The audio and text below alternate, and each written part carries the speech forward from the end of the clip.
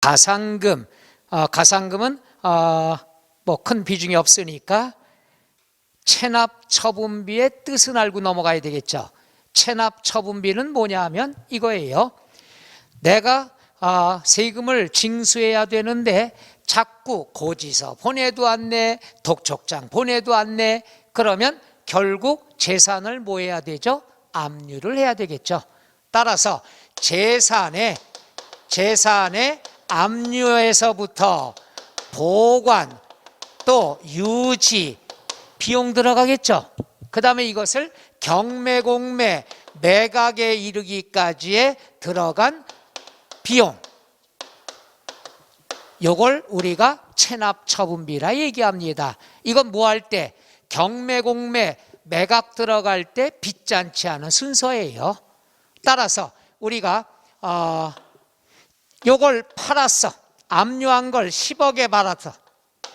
그럼 10억 가지고 빚잔치를 해야 되는데 이 중에 1순위가 항상 뭐가 된다? 체납처분비라 얘기합니다.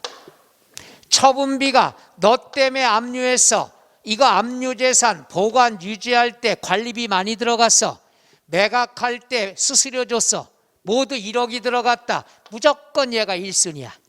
너 때문에 들어갔어. 그러니까 여기서 1억을 빼고 나머지 9억으로 빚잔치 하면 되겠죠. 소액임차보증금을 준다든가, 그렇죠? 체납된 국세와 지방세를 걷는다든가, 그 다음 권리설정 들어간 것을 우리가 가져간다든가, 빚잔치 할 때 순서 체납처분비, 이건 항상 1순위예요. 그 다음에 우리가 아까도 얘기했지만 국세와 지방세에서 용어만 조금씩 다르다고 그랬죠. 그럼 요건 지방세에서 쓰는 용어고 국세는 뭐라고 얘기하느냐? 강제징수비라는 용어를 씁니다. 강제징수할 때 들어간 비용이란 얘기죠. 내용은 똑같습니다. 항상 몇 순위가 된다? 1순위. 그래서 체납처분비 밑에다가 하나 써놓을까요? 강제징수비 괄호 열고 강제징수비 괄호 닫고 하면 되겠죠. 자, 그 다음에 과세요건은 좀 전에 배웠죠. 세금을 부과하는 조건, 얘랑 친해져야 된다고 그랬죠. 4가지가 있어요. 밑줄. 사람을 뭐라고 그러죠? 납세 의무자. 거기는 과세 물건 이렇게 나왔지만 시험에서는 과세 대상 이렇게 주어집니다. 과세 물건으로 공부하지 마시고 과세 대상으로 공부하세요. 그 다음 얼마짜리냐? 과세 표준. 그 다음에 비율이 뭐냐? 세율이라고 얘기하죠. 그 밑에 과세 물건은 과세 대상이니까 내비로 두고요. 그 밑에 과세 표준.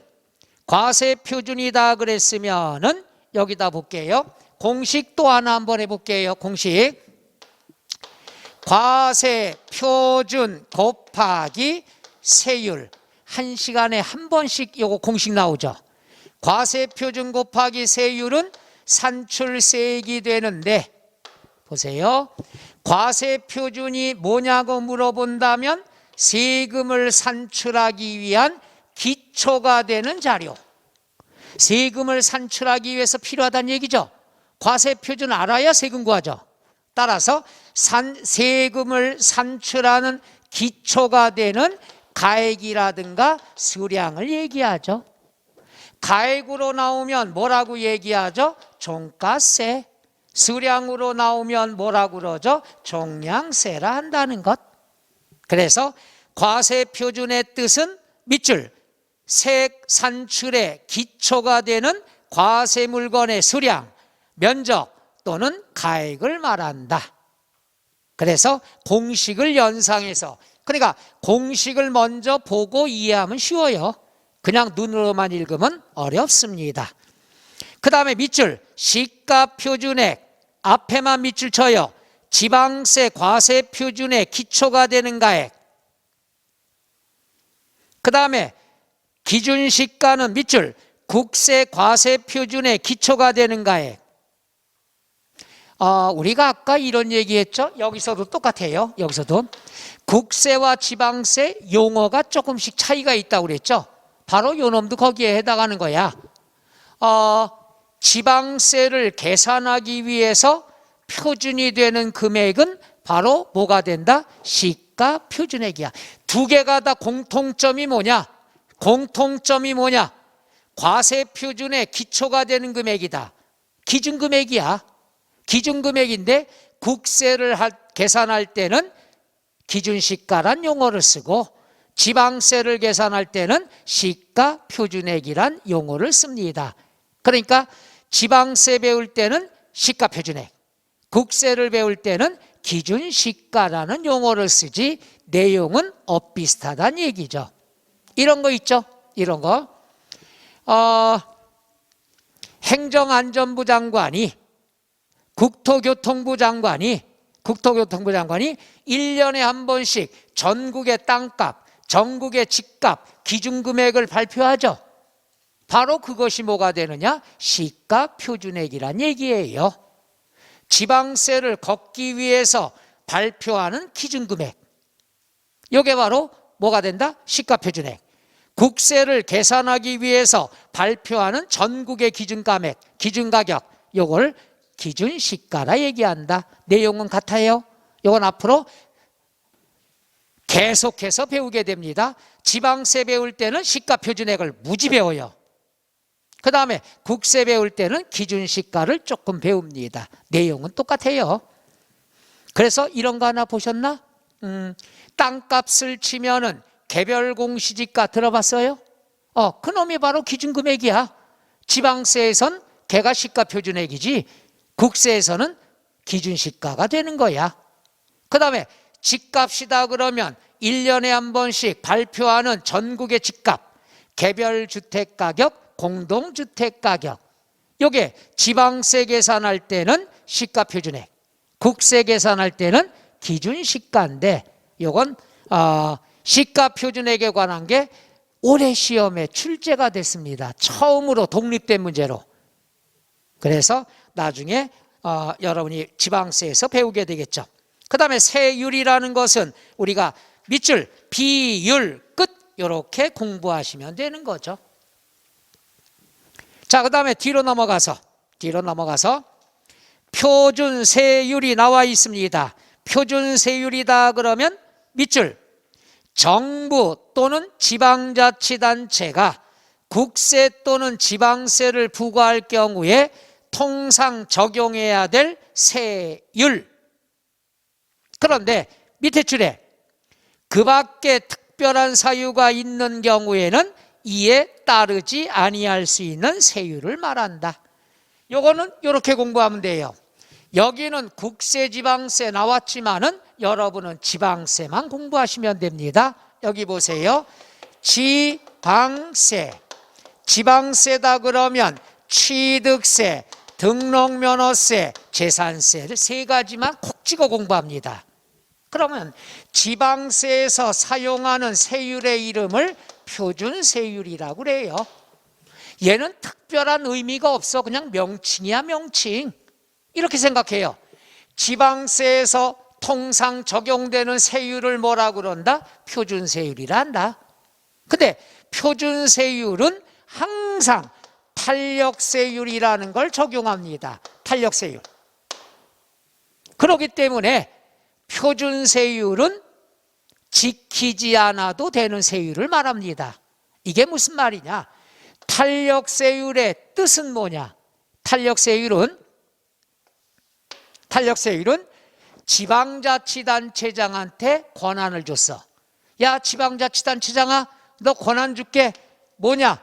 표준세율의 100분의 50 범위 내에서 가감 조정할 수 있는 세율을. 그러니까 지방자치단체장한테 권한을 준 거야. 야, 때에 따라서 네가 필요하면 표준세율의 100분의 50 범위 내에서 늘릴 수도 있고 줄일 수도 있다. 그럼 가감 조정할 수 있다는 건 요거예요. 보세요. 표준세율이 예를 들어 4%다.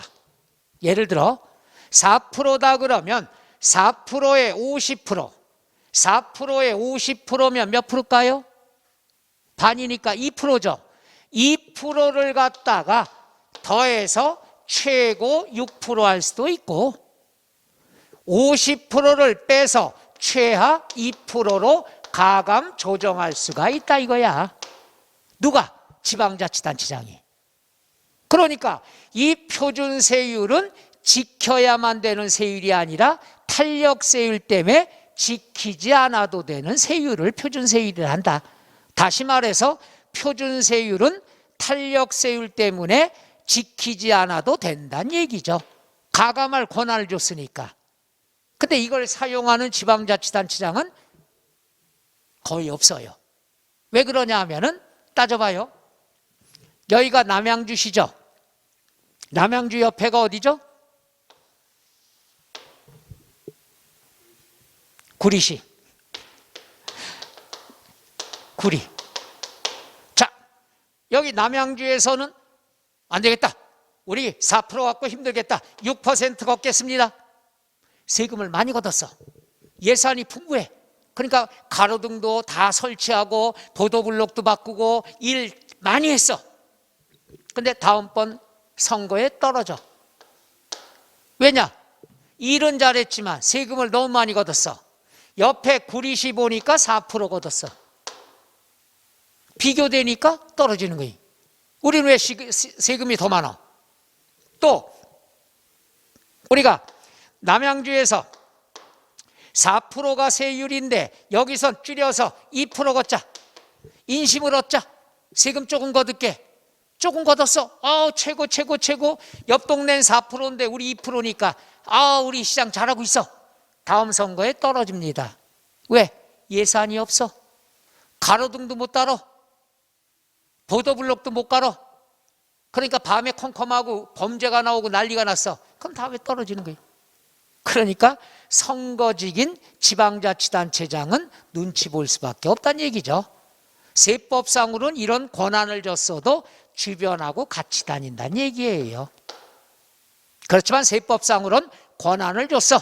권한 줬기 때문에 표준세율은 지키지 않아도 되는 세율이다. 끝. 이렇게 알아두시면 되죠.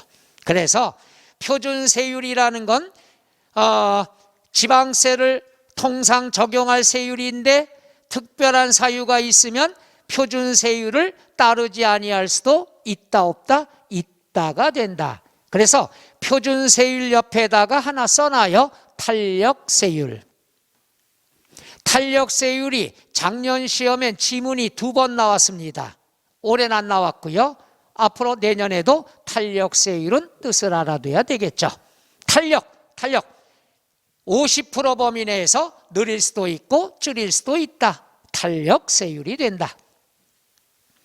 그 다음에 과세기간. 과세기간은 첫째 줄 밑줄.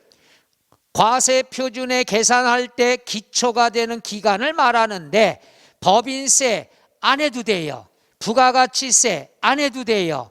두 번째 줄에 동그라미 소득세만 공부합니다. 소득세 얘는 알아둬야 되겠죠. 소득세다 그랬으면은 과세기간이 어떻게 되느냐. 소득세 과세기간은 우리가 원칙이 있어요. 원칙. 우리가 이런 거 배웠어요. 아까 인세라는 걸 배웠죠. 국세는 대부분이 사람에 대한 거라고 그랬죠. 따라서 소득세는 인세야 사람. 그럼 원칙은 이 사람이 살고 있으면 무조건 1월부터 12월 말 1년이에요. 사람이 살고 있으면 이 사람이 사업을 개시했던 폐업을 했던 여행을 갔던 입원을 했던 퇴원을 했던 그 사람이 살고 있으면 무조건 원칙이야. 그리고 이것을 1년 또는 1영년이라고 표현합니다. 용어. 여기서 영년이라는 것은 1년을 얘기하는데 어떤 분은 이걸 보고 지나간 1년이래. 아니에요. 이건 달력을 얘기하는 거야. 세법은 달력으로 인정합니다. 1년은 달력상의 1년. 달력상의 1년은 1월부터 몇 월이죠? 12월이에요. 그때 어떤 분이 은행에서 오늘 이거 받아왔는데 달력이 1월부터 있어야 되는데 12월부터 있네요. 그건 서비스로 한 장 붙여준 거고 달력상의 1년은 1월부터 12월이에요. 그러니까 예를 들면은 자, 이번 연도 5월 5일부터 내년도 5월 4일까지는 1년이라고 그러죠. 사회에서는. 세법에서는 1년이 아니야. 세법에서 말하는 1년은 1월 1일부터 12월 31일. 이건 소득세법에서 또 배웁니다. 가끔 나와요, 시험에. 근데 예외가 있어. 예외는 없지만 여러분한테 다 해주는 거예요. 예외는 뭐냐? 그 사람이 우리나라에서 없어지게 될 때, 그 사람이 우리나라에 없어지면은 예외를 줘요. 그러면 그 사람이 없어질 땐 두 가지뿐이 없어. 사망하거나 외국으로 이민 갈 때. 5월 5일 날 사망했다. 그럼 1월 1일부터 사망한 날까지를 과세기간으로 잡아. 1년이 안 되겠죠? 5월 5일 날 돌아가셨다. 그럼 5월 6일부터 얼굴 보기 힘들잖아. 그러니까 뒤에 날짜는 인정 안 한다는 얘기죠. 그래서 1년이 원칙이지만 사망을 했을 경우에는 1년이 안 돼도 사망한 날까지를 과세기간으로 본다.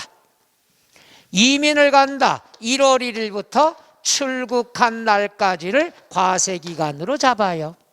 1년이 안 돼도 비행기 타고 떠난다. 그러면 어떻게 될까? 다음 날부터 우리나라에서 얼굴 보기 힘들겠죠. 이럴 때만 예외가 된다는 것. 재밌는 건 이게 소득세법에서 또 나오는데 과세기간은 이게 다예요. 그러니까 소득세, 앞으로 시험 볼 때까지 소득세법은 이것만 배우는 거예요.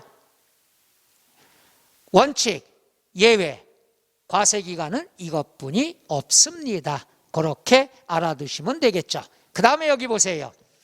기간이라는 말과 기한이라는 말이 있는데, 기간이라는 것은 지금처럼 언제부터 언제까지, 이게 기간이 되는 거고요. 기한은 마지막 날을 얘기한다는 것. 이건 알아두셔요. 상식. 기간, 언제부터 언제까지. 1월 1일부터 12월까지 기간이 되는 거죠. 기한은 마지막 날이 되는 거고요. 기간, 기한 용어가 나와 있죠. 볼까요? 자, 우리가 과세기간은 됐고요. 법정 신고 기한, 신고 기한은 밑줄, 신고서를 제출할 기한을 얘기한다. 그러니까 언제까지 신고하세요? 그럼 그 마지막 날을 기한으로 한다는 것. 그 다음에 밑줄 납부 기한이 나와 있어요. 납부 기한이다 그러면 법정 납부 기한, 지정 납부 기한 다 필요 없어. 그냥 납부 기한만을 공부하시면 됩니다. 이게 뭐냐 하면은 납부 기한은 언제까지 내란 얘기죠. 좀 이따 한 번 더 설명드릴게요. 그 다음에 과세표준 신고서다. 글자 그대로 신고서를 얘기하는 거죠. 그 다음 수정신고서다. 그럼 이미 제출한 신고서를 고치는 걸 수정신고라 얘기하는 거야. 그러니까 세법은 단어 자체에 힌트를 주어지는 거예요. 신고서, 글자 그대로 신고서, 수정신고서, 제출한 신고서를 수정하는 신고서. 의미 없습니다. 세법 시험에서는. 납부고지서도 의미가 없어요. 그럼 뭐냐? 납세고지서를 알아둬야 되죠. 밑줄 납세고지서. 자, 거기다 하나 쓰셔야 될 게 있는데, 쓰셔야 될 게 뭐가 있느냐? 이왕 배우는 거, 우리가 작년 시험에 출제가 됐던 지문입니다. 알아두셔야 돼요. 납세고지서. 세금을 납부하라는 통지서죠. 고지서라고 얘기하죠. 우리 고지서들 주변에 많이 있죠. 전기요금 고지서라든가 스토요금 고지서라든가. 이 얘기했더니 요즘은 세대가 아니래요. 자동이체 시켜놨대요. 미치겠어 내가. 그럼 고지서가 날라오는데 고지서에 보면은 요게 나옵니다. 예를 들면은 재산세 얼마 할까요? 1억. 요거는 언제까지 납부하시오? 7월 16일부터 7월 말까지 내라. 고지서가 이렇게 나오겠죠. 그럼 여기서 본다면은 7월 16일부터 7월 말까지를 우리가 납부 기간이라고 얘기해요. 뭐라고 그래요? 납부 기간. 언제부터 언제까지. 시작, 요게 끝이죠. 끝을 뭐라고 얘기하느냐? 납부 기한이라고 얘기해요. 마지막 날짜. 그럼 시작하는 날을 납기 개시일이라 얘기해요. 납부 기간 개시일. 요거는 납부 기한. 요때부터 요때까지를 납부 기간이라 얘기하죠. 용어 자체는 알아야죠. 기간, 마지막 날은 기한, 첫날은 개시일. 그러면 납세고지서는 미리 보내요. 미리. 돈 마련할 시간을 주려고. 며칠을 주느냐? 5일을 줘요. 그래서 납세고지서는 늦어도 납기 개시 5일 전까지 발부를 합니다. 바로 5일 전. 요게 시험범위죠. 그래서 우리가 고지서는 납세고지서라 하고 고지서는 늦어도 납기 개시 며칠 전까지 5일 전까지 발부가 된다. 이게 작년 종부세에서 시험에 나왔던 문제예요. 시험에 어떻게 나온 적도 있느냐? 납기 개시 전까지. 맞아요? 틀려요? 틀려요. 며칠 전까지? 5일 전까지 발부해야 된다. 그래서 고지서 날라오는 세금들은 고지서가 나왔다. 그러면 요거 꼭 알아둬야 되는 거죠. 그러니까 여기서 날짜가 의미가 없습니다만은 대략 개시일이 16일이니까 늦어도 7월 11일까지는 고지서 보낸다는 얘기죠. 세법상으로는. 그런데 실제로는 그 이전에 날라올 때도 있죠. 늦게 날라올 때도 있고.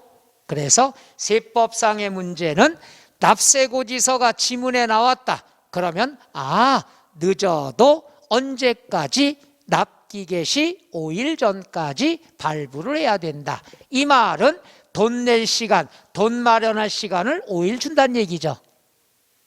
근데 이거는 정부 입장이고 우리는 요때부터 돈 내는데 요때 내요 다? 요때 낸다면 왠지 손해보는 느낌이야. 그 언제 내요? 요날 내죠. 대한민국 똑같아요. 구경 한번 가봐요. 요때 내면 되는 거야. 자동이체 아니면은. 요때 내는데 요때도 언제 내느냐? 아침에 안 내요. 점심때 친구들하고 점심 먹고 칼국수 먹고 그 다음에 얘기 떨다가 은행에 가면은 사람이 많어 적어. 많으면 똑같은 얘기를 해요. 들어오는 사람마다. 왜 이렇게 사람이 많어? 다 똑같은 생각이니까 그날 몰리는 거죠. 이게 아주 재밌는 현상이야. 이 얘기를 내가 왜 말씀드리냐? 오전반 얘기 안 했어요.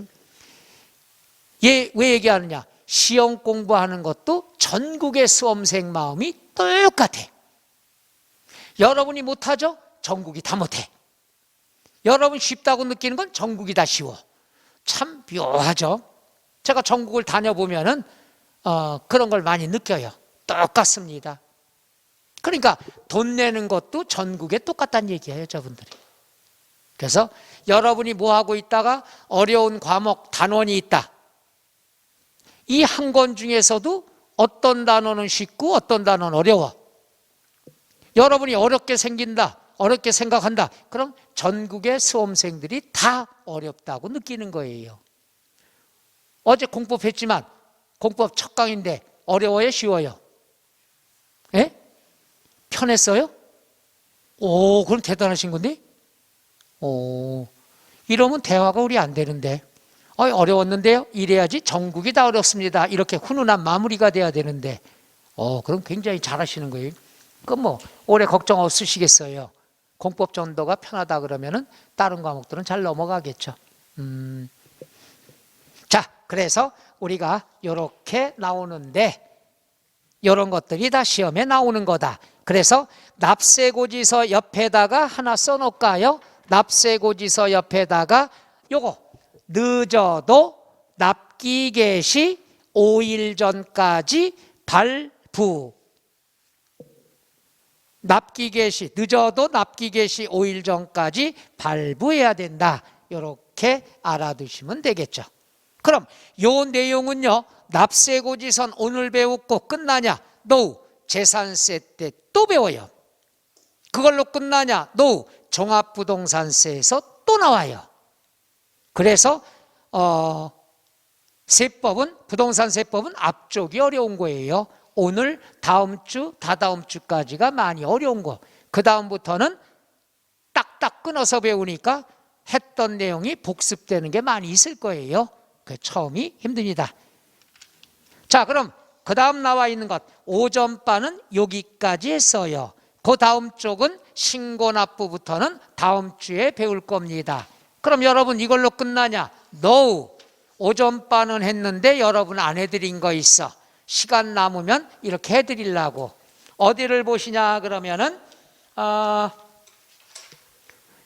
쭉 앞으로 넘어가서 이걸 몇 페이지라고 해야 되나? 씹어먹는 용어 정리를 1쪽이라 하면 1, 2, 3, 4. 거기 보면은 독립세와 부가세라고 나와 있죠. 요거를 총정리를 또 해드릴게요. 자, 독립세와 부가세에 관한 것. 자, 요겁니다. 혼자서 나타나는 세금을 뭐라고 그러죠? 독립세 또는 본세라고 얘기해요. 쫓아다니는 세금을 뭐라고 그런다? 부가세라 얘기합니다. 여기서 알아두셔요. 우리가 부가세가 뭐냐 그러면 부가가치세 줄임말이다 이렇게 얘기하면 틀려요. 부가가치세는 세금의 일종이고 부가세라는 건 이거는 쫓아다니는 세금이라는 성격을 말하는 거고, 부가세라는 세금은 없어요. 부가가치세라는 세금은 있어도. 근데 어떤 때 강의하다 보면은 서로 질문하는데 부가세가 뭐예요 하니까 한 분이 부가가치세 줄임말이에요. 사람 미치겠더라고요. 쉬는 시간 쉬질 못했어. 빨리 들어가서 이걸 해결하려고. 얘는 성격, 부가가치세는 세금의 일종. 이렇게 보시면 돼요. 그럼 여기에서 연결이 맞냐 틀리냐 이렇게 나올 수 있는 거예요. 그럼 우리가 배우는 조세가 5개 위주로 배운다고 그랬죠. 그럼 첫째, 얘가 제일 어려워. 취득세. 취득세라는 것 속에는 한 지붕 두 가족이 있어요. 한 지붕 두 가족. 여러분은 설명을 해드릴게. 옛날에는 등기 등록이 나왔을 때 일단 취득세 걷었고 그 다음 등록세라는 걸 걷었어요. 그러니까 사람들이 취득세는 신고해야 되니까 내는데 등기는 안 하고 매각하는 경우가 많이 있어. 사면은 내 이름으로 이전 등기해야 돼. 그럼 등록세 내야 돼. 그러니까 이걸 안 내고 내 이름으로 이전 등기 안 해. 그냥 되팔아버려. 나만 쏙 빼진 거야. 세금을 회피하려고. 그래서 그런 것들을 뭐라고 그러냐? 미등기 전매라고 얘기하죠. 그래서 안 되겠다 해가지고서 개정이 됐죠. 아예 취득세 걷을 때 등록세도 같이 걷어버리자. 그러니까 취득세 안에는 등록세까지 한 지붕 두 가족이 들어가 있는 거야. 그러면 취득과 관련된 등기는 여기로 들어가고 취득과 무관한 것은 따로 이름을 만들어서 이게 등록면허세가 되는 거예요. 그러니까 옛날에 등록세가 쪼개진 거야. 야, 너 등기인데 취득과 관련이 있냐? 그럼 취득세에서 같이 걷어버려. 그러니까 앞으로 이때부터는 미등기라는 말이 없어지겠죠. 미등기 전매가 안 생겨. 등기까지 해야 되니까. 그럼 취득과 관련이 없으면 등기는 어디다 하느냐? 등록면허세에서 걷는 거야. 등록세가 이렇게 둘로 나눠진 거야. 따라서 취득세 속에는 한 지붕 두 가족이 들어가 있어. 그럼 아까 얘기했죠. 부가세는 딸린 애기야. 딸린 애기. 따라서 두 가족이니까 딸리 내기도 몇 개 나오겠어요? 두 개가 나오겠죠. 그래서 제일 복잡해. 복잡한 것도 없지만 하나는 아까 설명했죠. 부가세는 세 개 중에 두 개만 공부하라고. 교육세는 빼버리라고 했잖아요. 농어촌 특별세 세율까지 공부합니다. 10%예요. 요놈의 10%, 엄마의 10%, 그 다음에 지방교육세가 또 나오는데 지방교육세는 20%. 얘는 왜 두 개가 나오냐? 엄마가 둘이니까. 아기도 두 개란 얘기죠. 그럼 요거는 엄마의 10%, 이건 엄마의 20%. 오늘은 그렇게까지만 알아두면 돼요. 왜? 취득세 때 자세히 또 배우니까. 한 지붕 두 가족이라는 것만 알면 돼. 요 개념을 또 설명할 거예요. 등기가 둘로 쪼개졌다는 거. 취득과 관련이 있다. 그럼 취득세에서 걷어버려. 취득과 무관한 등기야. 그럼 등록면허세에서 걷으면 되는 거예요. 취득과 관련했다. 취득세. 취득과 무관하다. 등록면허세. 그 다음에 나머지 쉬워요. 두 번째는 등록면허세가 나오는데 등록면허세는 엄마가 등록면허세 하나야. 그러면 딸리 내기도 하나만 나오죠. 이렇게 따지면 돼요. 취득과 관련된 건 여기서 걷었으니까 취득과 무관한 건 여기서 걷는데 여기는 뭐가 나오냐? 지방교육세가 따라다녀. 엄마의 20%. 이 연결이 시험 문제 나오는 거예요. 그 다음에 재산세. 재산세 낼 때는 재산세만 내는 게 아니에요. 뭐가 되느냐? 지방교육세가 쫓아다닙니다. 20%. 예를 들어서 여기 보세요. 재산세가 10만 원이야. 그러면 10만 원만 내는 게 아니에요. 10만 원에 20%, 2만 원을 추가로 또 내는 거예요. 그래서 모두 얼마 낸다? 12만 원 낸다는 얘기죠. 연결을 알아야 되는 거예요. 그 다음에 네 번째는 뭐가 있느냐? 종합부동산세. 종합부동산세 속에는 여기 숨은 비화가 있어요. 예전에는 재산세만 냈어. 근데 종부세가 신설이 되면서 추가로 얘도 내고 얘도 내야 돼. 그러니까 재산세 내는 사람이 종부세도 내는 거야. 재산세 안 내는데 종부세 내는 건 없어요. 얘를 내야 얘도 내. 하다 보니까 1차로 재산세 낼 때 재산세는 7월 달, 9월 달에 빨리 걷어요. 그럼 냈어. 10만 원이다. 요거에 20% 2만 원에서 지방교육세 냈어. 요건 12월 달에 내. 그럼 12월 달에 종부세가 100만 원이야. 그럼 여기다가 또 지방교육세를 내면 7월 달에 지방교육세 냈는데 12월 달에 또 내면 억울해 안 억울해? 억울하죠. 똑같은 거 두 번 내면. 그러니까 이거 개정할 때 머리를 쓴 거야. 뭘 썼냐? 야, 재산세 냈던 사람은 얘도 냈을 텐데 종부세 낼 때 똑같은 세금 내면 억울하지 않냐? 저항이 많을 거 아니냐? 그러니까 이름을 다른 걸로 만들자. 그럼 다른 게 뭐야? 부가세는 농어촌 특별세, 지방교육세, 교육세가 있는데 두 개만 하려고 그랬잖아. 그러면 얘를 여기서 걷었으니까 그 다음에는 뭘 걷자? 농어촌 특별세를 걷자. 참 유치하잖아요. 두 개뿐이 없는데 똑같은 거 거둘 수 없으니까 하다가 보니까 문제가 발생해. 여기서 농어촌은 10%인데 여기서 10% 거두면 앞뒤가 안 맞잖아. 그래서 똑같이 20%로 바뀌었다는 거. 참 이런 걸 개정을 했다는 건 좀 속보이는 거 아니냐는 얘기죠. 우리를 바보로 알아. 똑같은 이름을 두 번 내면은 저항이 심할까 봐 이름만 바꿔. 이름도 두 개 중에서 사용하는 거야. 그 다음에 세율은 여기는 하나니까 10%지만 얘는 재산세 내는 사람이 종부세도 내는 거니까 20%로 바뀌었다는 거. 그래서 요거 조심하시면 되죠. 지방교육세는 똑같아. 20%. 농어촌 특별세는 취득세 때는 10%지만 그 다음 종부세 때는 20%가 된다는 것. 끝. 그럼 여기에서 오전반 안 했던 거 하나 해드릴게. 어려운 거 마지막. 여러분한테는 다 해드릴게요. 5번째가 양도소득세. 양도소득세에는 부가세가 없어요. 부가세. 그러나 딸린 아기는 있어요. 여러분 알아두셔요.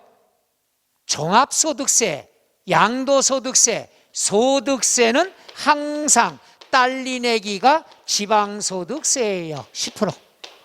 딸린 아기는 있어.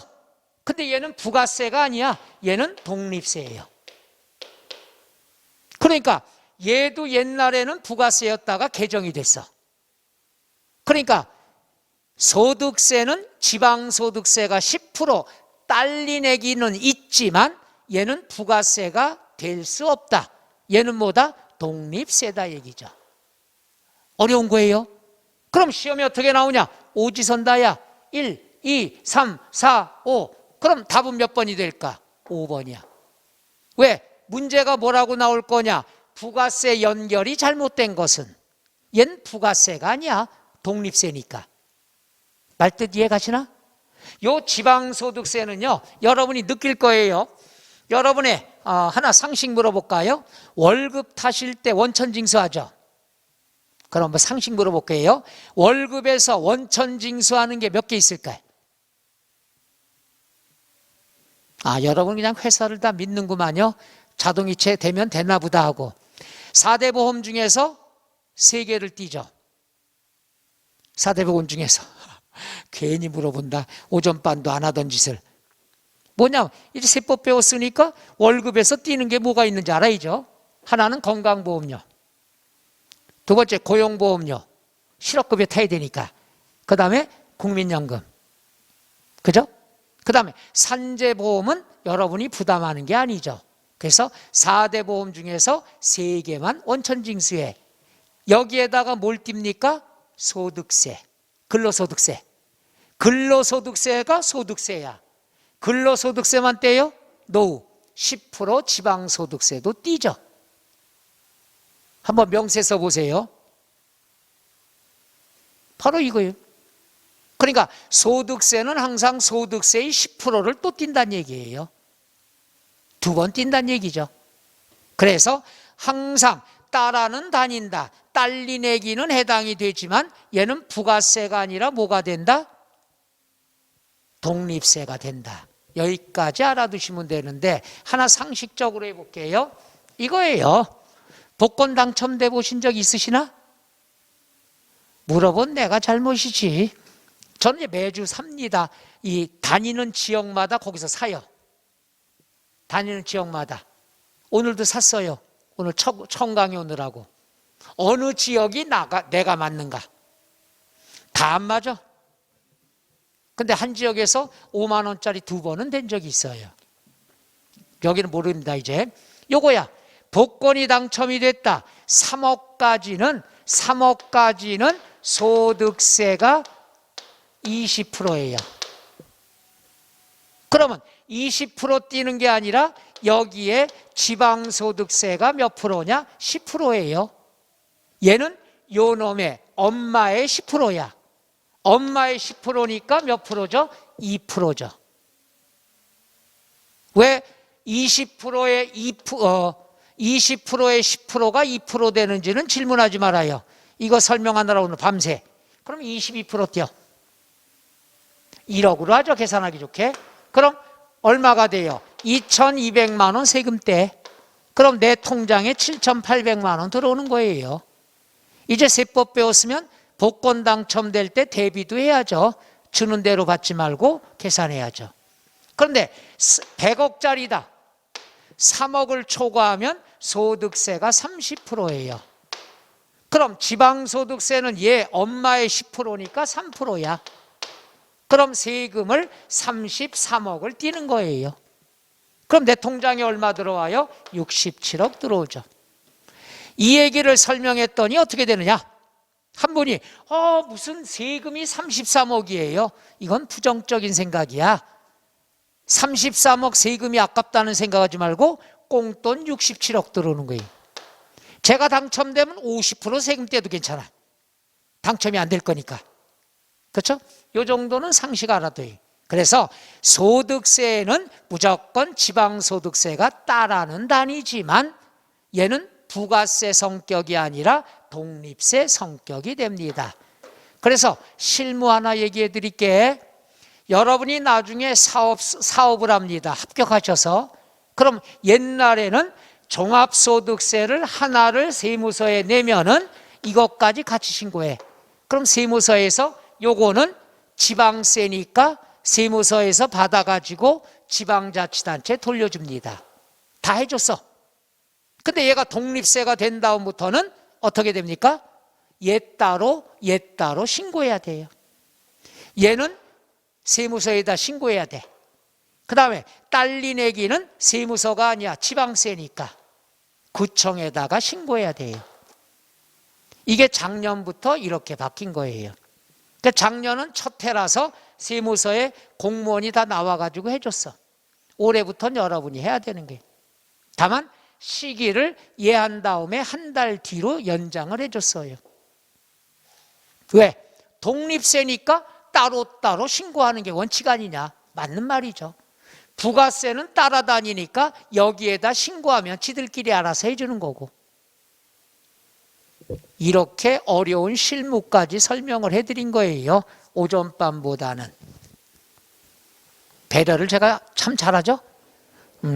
그렇게 해서 부가세까지. 얘는 오늘 끝났다. 그럼 취득세 때 얘 또 배워. 얘 때 또 배워. 얘 때 또 배워. 시험 내내까지 배우는 거예요. 그러니까 오늘 한 분량이 얼마만큼 많은 건지 이해가 좀 되실 거예요. 앞으로 배울 용어를 많이 거의 다 했으니까 다음 주에 한 번 더 이어서 해야 되겠죠. 그럼 여러분 한번 볼게요. 어때요? 설명하는 건 이해는 가십니까? 내가 설명은 잘하는데? 그래서 불필요한 것들은 다 빼버리고 처음에는 교재에 있는 걸 다 용어 설명은 합니다. 근데 가면 갈수록 범위를 줄여드릴 거예요. 이번에 나올 것만, 올해 나올 것, 내년 나올 것 위주로 반복을 할 거예요. 너저분한 건 다 필요 없고. 이런 식으로 하면은 큰 부담이 줄어들고, 그 다음에 항상 지문에 어떻게 된다? 힌트가 주어진다. 힌트가. 그거 찾는 연습만 잘하면 되겠죠. 자, 해서 오늘 배운 거 잊어먹어도 괜찮습니다. 수고하셨습니다. 의자 삐그덕대면 날아가는 게 세법이야. 센다고 그래서 세법입니다. 잡으려고 하지 마. 원형 탈모증 생겨. 전 공부는 그렇게 봐요. 즐기면서 하자 이거예요. 즐기면서. 어려운 게 있다. 내비둬. 다음에 또 들어오면 되지. 이렇게 그 잔비에 옷 적시듯이 그렇게 공부하시면 됩니다. 나 오늘부터 세법 시작하니까 오늘부터 도사 될 거야. 천만의 말씀. 3시간 설명 들은 것 중에서 다 모를 수도 있고 1시간권 이해가 될 수도 있고 하니까 슬슬 반복되는 수업을 하도록 하겠습니다. 자, 해서 오늘은 여기까지 할까 하는데 괜찮겠어요? 제가 오늘 처음이니까 첫 시간 좀 보고 그런 다음에 그래서 여기서 10시에 끝나면은 집에 들어가면 11시 한 40분, 50분 되니까. 예? 노량진 옆에요. 나도 여기 올 때 당황했어요. 대략은 생각을 했지만 그래도 여기 원장님이 또 좋고 그러니까 올해 한번 시도를 해봅니다. 오늘 여기까지 할까요? 네, 수고하셨습니다.